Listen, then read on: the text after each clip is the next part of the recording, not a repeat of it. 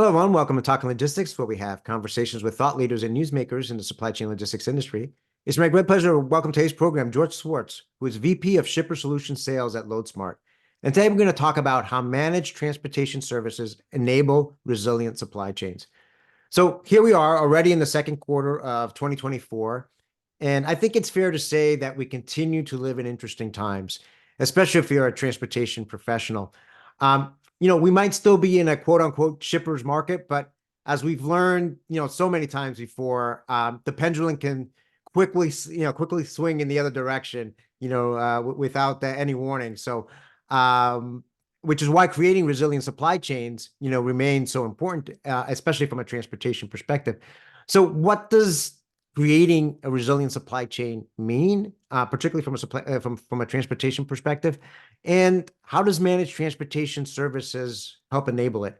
Well, those are the two key questions that we're going to explore in today's conversation. And it's great to have George on the program to share his insights and advice on this topic. So George, welcome to the program. Thank you, Adrian. Appreciate it. Glad to be here. Great. Well, like I just said in my opening comments, the term resiliency kind of reemerged, during the whole COVID, pandemic, as many companies, were struggling with, all aspects of their supply chains with all the disruptions that were going on. But even today, I think you can argue that being resilient or creating resilient supply chains, remains important. So we continue to hear a lot about that in conversations and blog posts and conferences and everything else. But what does that mean exactly? I mean, from your perspective, when you're having conversations with clients and things like that, and from your perspective, I mean, what does it mean exactly, and why is it important? It's interesting because it's got a few connotations when you talk about a resilient supply chain. One of the things that comes to mind for me typically is flexibility. Things are changing, and I mean, you look at the events of the last couple of weeks, and the Port of Baltimore, disaster, and that created changes that nobody thought about. And are they immediate? Yes. Are they long term? Not necessarily, but they create disruption. So a resilient supply chain is one that can sometimes anticipate, but at least be ready for unplanned disruptions. But from a flexibility standpoint, it's also looking at sources of supply changing, looking at distribution networks, shifting, becoming more agile. It's looking at the result of mergers and acquisitions, changes in your market. There's so many things that can affect what a distribution network looks like, and then that in turn affects what transportation looks like to be able to serve that. In addition, we've seen, it was amplified during COVID, but we've seen patterns around consumer demands shifting. Last mile deliveries become so much more of an emphasis than it used to be, and again amplified, kind of ridiculously during COVID. But the idea that I want stuff now, and an interesting thing that I'm seeing resilient supply chains need to react to is the fact that when you look at the people that are moving into decision-making positions, as the baby boomers and Gen Xers are aging out of their positions, and retiring or moving up in the organizations, that sort of thing, millennials are moving into those positions. They grew up in this instant gratification kind of scenario where I could order it from Amazon and have it on my doorstep tomorrow morning. Well, you come into the workplace with a similar expectation, and we're seeing that impact on transportation, which means that I've got to get closer to market. Shorter hauls make sense. I've got to have inventory positioned, and I've got to have these very, very flexible last mile delivery networks. Another element of resiliency, I think, that comes into play is some companies will use that and talk about sustainability. And we're trying to be more green. We're trying to be more responsible with the supply chain. So as I'm looking at these changes, I'm looking at, what can I do differently with transportation that lets me take miles out of the total equation? We work with clients to optimize LTL into truckload, for example, and that's taking tens of thousands of miles a year off the table that reduces carbon footprint. It's greener. It's a better way to look at things. And then we're going to have to look at what impact technology is going to have around the whole transportation landscape, as we move forward. So resiliency, to kind of summarize my thoughts here, and I know I'm scattered, but it's got a lot of connotations to it. It's got, the flexibility aspect. It's got the ability to quickly react to things that are going on around you, and it's got the green or sustainable aspects that go along with it. So there's a lot of pieces to it. It's kind of a complex topic, but at the end of the day, it's it's the opposite of the old static supply chain where you would do a distribution network strategy, you decide how many distribution centers you needed, you built them, and then you lived with that for 20 years. That's just not happening anymore. If it is, you're a dinosaur and you're going to get left behind by your competition. Yeah, I mean, you brought up a lot of great points, and I think I see similar types of things as well. I mean, I think the reality is that you talk about static and dynamic. I mean, the supply chains have never really truly been static because plans, things never go according to plan. There's always Right. been change and disruptions. But I think the frequency of the change is happening much more quickly than in the past. And I think you've got, obviously, we're not living in 1980 anymore. We're not living in even the year 2000 anymore. The consumer base, as you brought up, and not only the consumer base, but also the employee base is different today than Yep. it was. So all these factors, I think, as discussed, are coming into play to the reality that things that we thought might everyone goes through their budgets and their plans end of year in terms of what's going to happen in the year ahead. But now I think everybody recognizes that more likely than not, that's not going to be what's going to transpire over the next few months. That there's going to be things that are going to be unexpected that are going to happen. And when that happens, you've got to be able to be flexible, quickly respond to them, and do so faster and more effectively than the competition, because that's going to, enable you to at least stay on track as best as possible to your higher level objectives in terms of financial, service objectives, and so forth. But if you've got inflexible systems, inflexible processes, and you've got a mindset that's still stuck in the 80s, let's say, or you're not going to be able to succeed, moving forward here.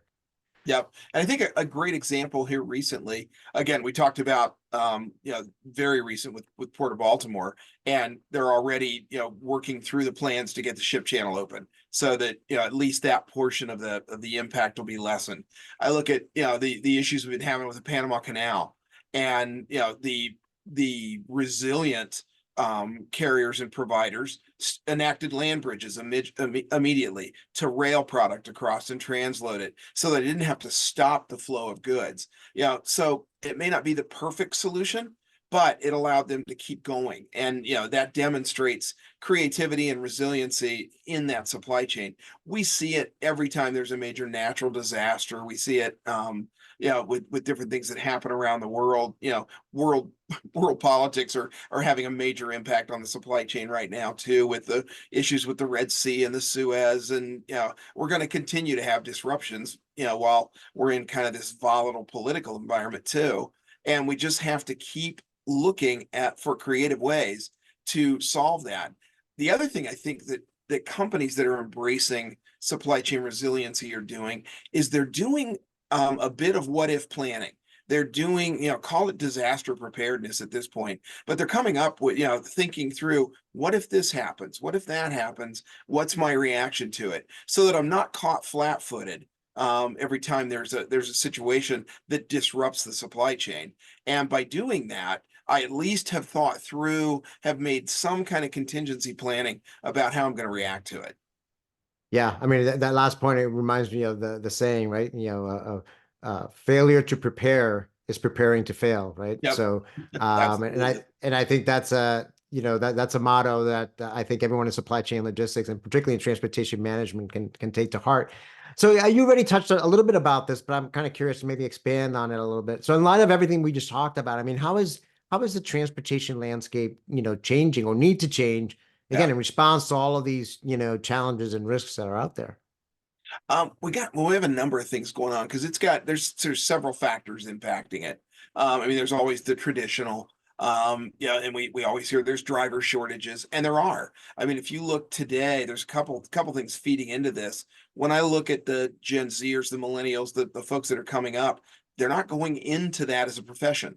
Yeah, we're seeing a smaller influx of people that want to be truck drivers. Yeah, so we've got to figure out, we're still going to have to move goods. We're still a ways away from totally autonomous vehicles before that's a reality, and we have the infrastructure in place for that to happen. So in the interim, we're going to have to keep closing that gap because the need for drivers is becoming greater and greater.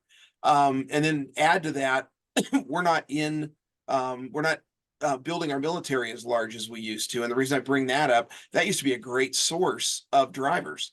As folks would learn that as a trade in the military, they'd come out, they'd go right into it, in civilian life.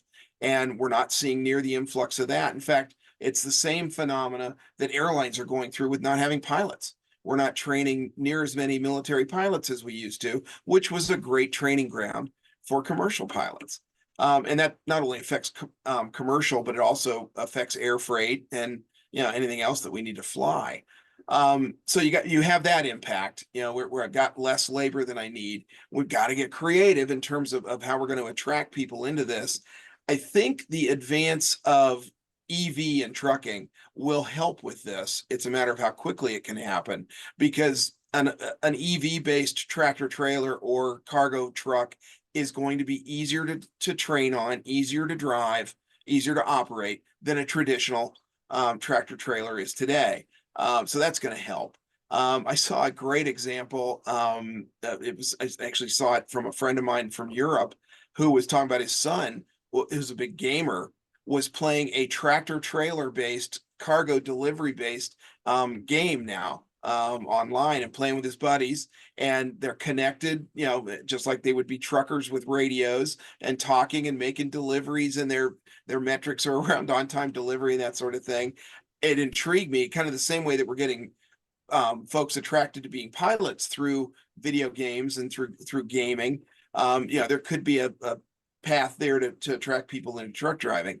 Hard to say. The other thing we're seeing is the desire to have shorter length of hauls, by the folks out there. And that's actually it spurs a couple of things. I think it helps drive intermodal, because that takes the driver out of the equation for a big chunk of the transit especially when you're talking about North America.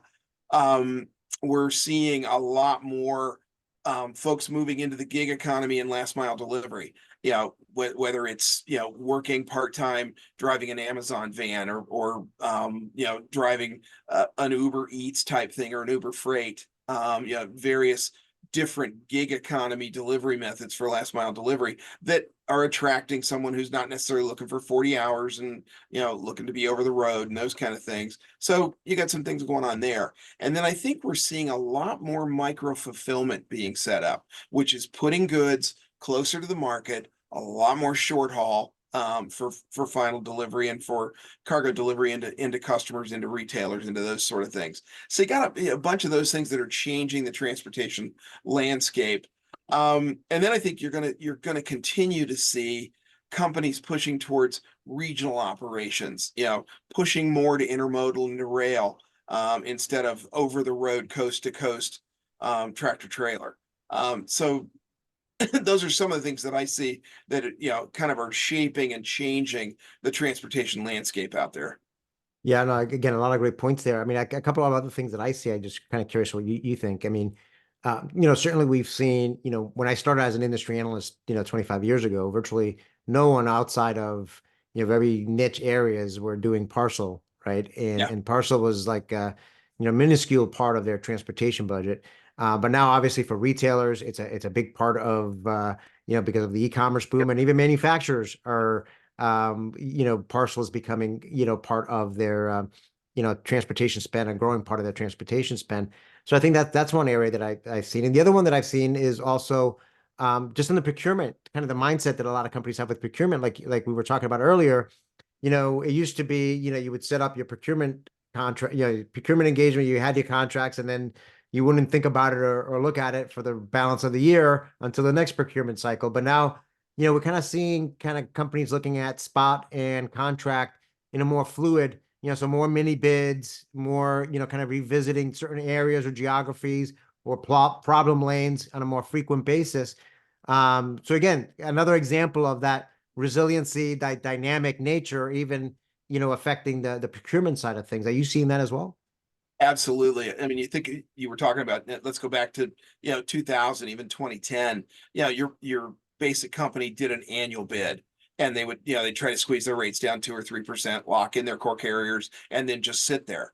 Today, you see a lot more companies doing quarterlies. You see even more companies, to your point, doing spot. It has helped the brokerage market to explode in terms of the number of companies out there. I mean, Loadsmart, if you look at our origins 8 years ago, we were a brokerage.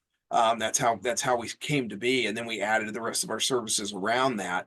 But it was as that market was starting to explode and grow. So yeah, and I think what you're seeing with it is a need for tools to help manage that spot market, and people with expertise to help manage that procurement, because it's not quite the same thing doing an annual carrier bid as it is doing mini bids and spot quotes and spot buys, day in and day out. So it takes more expertise.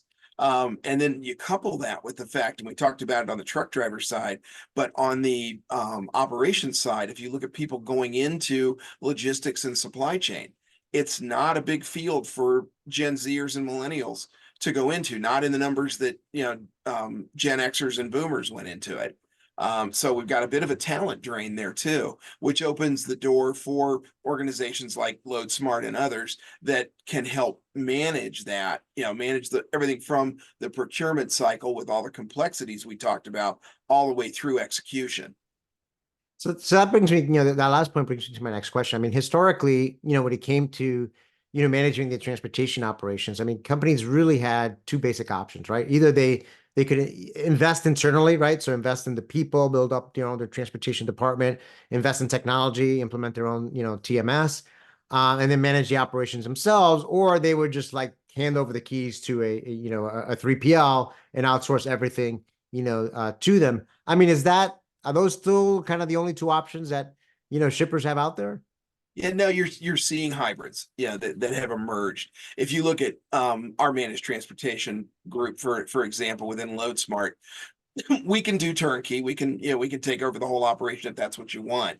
But quite often what we're looking at is a combination of a platform that a client may have or want to acquire, and expertise that we bring to the table. We combine those into a hybrid solution, into more of a full freight management solution. Great example of that is a lot of clients will have a basic transportation management system, may help them on some of the carrier selection, on order tendering, and execution, but it doesn't have optimization capabilities. For example, the ability to take all my loads and combine them into the next least cost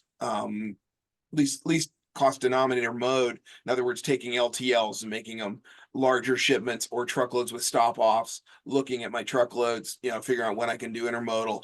All of that load planning and optimization piece that requires some complex algorithms and an understanding of how to use them, rather than and to get a tier 1 or tier 2 solution that'll do that can cost quite a bit of money. You could be spending $500,000 to $1 million to acquire and install one of those, and it can take 6 months to a year to get up and running. We and others in our space offer the ability to get up and running in a matter of weeks. We do the optimization and load planning for you. You can still maintain the execution piece of that if that's what you want to do.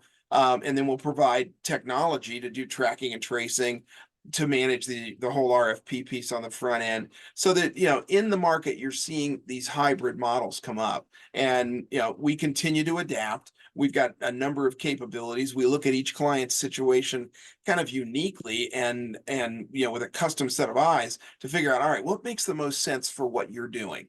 And that way, if you want to keep your transportation group, or if your transportation group's gotten smaller and you want to add capabilities, we can work with you to do that. And it's not just us. There's a number of providers out there that have gone this direction, but it has gotten away from just the black or white. Either I go buy a TMS, spend a year screwing it in and try to figure out how to use it, or I flip it over the fence to a 3PL and tell them to do everything. We've come a long way since those were the two options.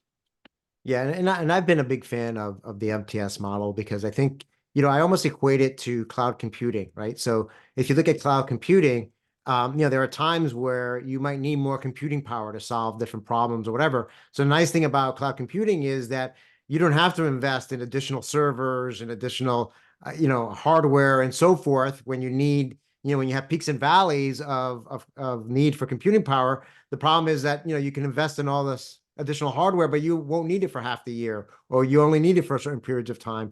And I think Yep. it's the same thing with, managed transportation services, is that, you can flex up or down depending on what your particular needs are. So going back to kind of that flexibility, I mean, maybe for some companies today, their need is technology, right? So they may have the people, but they don't have the technology, and they can tap a partner to tap that technology piece of it. But maybe in a few years, 2 or 3 years on the road, they decide to, bring the technology in house. But now they might be adding different lanes or going to a different geographic region, or they may want to allocate some of the resources they have into other areas. So now they need more of the human IP, the resources side. So they Yep. can work with a partner to say, hey, you know what, we're going to scale back on the technology side, but we want to scale up on tapping your market knowledge or expertise, or it might be on a procurement side. So I think that's where I think the value is from my perspective, is this hybrid approach allows you to, really, rather than say, okay, we're gonna fix the nature of a relationship for the next 3 to 5 years, and you're gonna do this and we're gonna do this, or you're gonna do this and we're gonna do none of it. It's really saying, hey, you know what? As our needs change, we're gonna work with you to help us, fill in the gaps where there might be people gaps, where there might be technology gaps, where there might be geographic gaps, whatever the case might be. And I think that's the nice thing that I see. I think why a lot of shippers kind of gravitate towards that model, because it is, it provides that flexibility to, address their changing needs, Yep. over time.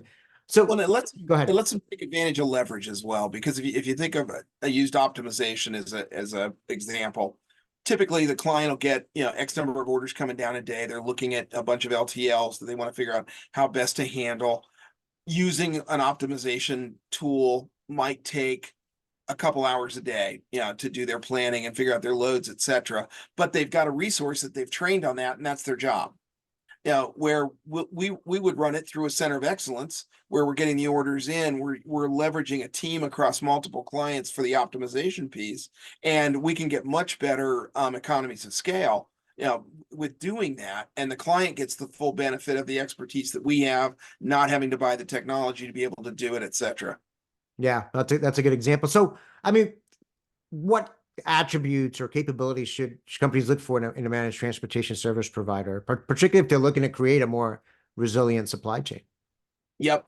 It to some degree, it depends on what they're looking for and what their current capabilities are. One of the things that we worked with a client on in the beginning is, let's understand what you want to be, what you want your core competency inside your organization to be, and then let's talk about how we add to that. We have some manufacturing clients, for example, that don't want to be in the transportation management business. They're happy to ask us to do the majority of the transportation management planning. We have others that have an established transportation group, but they're not capable of doing the optimization like I talked about, or they're not, sourcing and procurement is not their thing. So we figure out what to bring to the table. Then what you want to do when you're searching for an MTS provider is you want to make sure they have capabilities across the gamut of what you would like to do. I mean, we can, as I said, we can do end to end, or we can do any piece of that. But if the client's vetting us and checking the box on sourcing and, carrier sourcing and procurement, yes. Load planning, optimization, route planning, yes. Then we're looking at full execution if they want that. Yes, we can do that. Tracking, tracing, shipment visibility, which is a big one. And then if they want to go all the way through freight audit and payment, we have capabilities there. So I would suggest you that if you're a shipper and you're trying to figure out what MTS folks should I be talking about, or what service providers should I be talking to? Get your checklist together of the things that you're going to need. Make sure that they're capable of all of those. And then, test that with them. Do they have case studies? Do they have, demos that they can do for me? What kind of platform do they have behind it? All of those kind of questions. Yeah, and I think kind of an important point that you kind of alluded to there. I mean, one of it is you may have your immediate need today. I mean, let's just say it's procurement, or it might be a technology side of things. It might be a TMS. But like I was referring to before, your needs might change in a year's time or 2 years' time, and so you want to make sure that the partner you've selected might be able to assist you in other ways in the future. So that might not be your top priority thing or your need right now, but it might be your need in the future. And rather than have to go and establish a whole new relationship with somebody else, is this a partner you can grow with, or that they're able to adjust and meet your needs as your needs change? So really having that breadth and of capabilities, and then like you said, being able to validate them, if you will, or through speaking with other customers and and so forth. And I think technology is such a critical part of this. I mean, I would imagine that in virtually every client engagement that you have, there is some technology component to it as well. Oh, absolutely. It comes down to, we have a platform that we use on the carrier sourcing and spot quote, RFP management, bid management. It's called Shipper Guide, and we'll bring that to the table. If a client, and we can kind of extend into other technology areas, we have a dock scheduling and dock management, software offering as well. We do a gate management piece. All these can be pieced together depending on what the client is looking for. And then of course we've got a tier one optimization engine that we rely on and use. So there's definitely technology elements that go there. We've built, all the standard APIs that you need to plug in. And then of course, there's always still some custom integration. That's another question you want to ask. Is your MTS provider capable of doing the integration things that you need to get done? Because typically if you are buying a TMS off the shelf, now you're hiring an integrator to go along with it to do, some of the integration stuff. So you want to make sure if you're looking at an MTS provider, do they bring those capabilities to the table as well? Yeah, that's a great point. I mean, the integration piece, time and time again, that's always been the Achilles heel of many, both TMS implementation as well as MTS or 3PL client relationships. Have gone awry because of poor integration. Which brings me to the last question. I mean, we've covered a lot of ground. We could probably end up talking for another hour on all these things, but maybe as a way to wrap up. I mean, what defines or enables a successful business relationship between an MTS provider and a client? In other words, I mean, how can the two parties create, a long-term win-win, partnership? Yep. And it goes back to something I learned a while back in my career. One of the basics is if you're the client, if you're a shipper thinking about going this route, don't think that you can just flip the problem over the fence. It's a hands-off kind of situation. At the end of the day, as a shipper, you still own that relationship with your customer. Now, your MTS provider or your transportation management provider is going to be a key component of that. And for that reason, you want to partner. You want this to be a partnership. We're in this together. We're sharing metrics. We're communicating, regularly, both formally and informally. We're doing business reviews to understand that we're meeting the needs that you have, that you're meeting the monetization side of the business that we need to continue to be able to do it. We're sharing KPIs and metrics. One of the things I love to see in these kind of programs is the willingness to do a gain share program, so that we're going to identify savings. That's one of the reasons you do this, is you're trying to control costs, bring down costs, those kinds of things.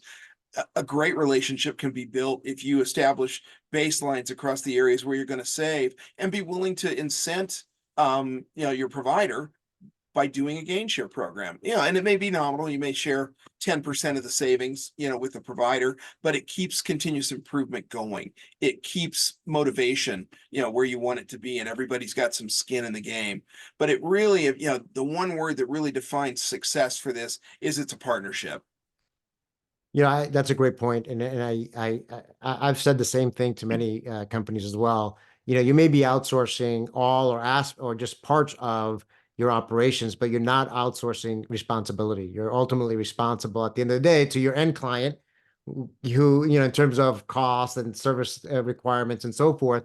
So you need to be involved as well, right? And it truly needs to be, a partnership. Well, George, I think again, like I said, we've covered a lot of ground here. You've provided some great insights in terms of what's happening in the transportation market right now, and how managed transportation services fits into all of this. So I want to thank you for making the time to be with us today. Adrian, I appreciate the opportunity. It was great speaking with you. Again, like you, I could talk about this for hours, but I thoroughly enjoyed the conversation. So thank you. Great. I want to thank those of you that joined us. If you're watching this episode on demand, either at the Loadsmart website or on Talking Logistics, and you've got a question or a comment for George, you can post it there, and I'm sure he'll be more than happy to respond via that medium. Again, thank you for joining us, and look forward to seeing you in a future episode of Talking Logistics. Have a great day.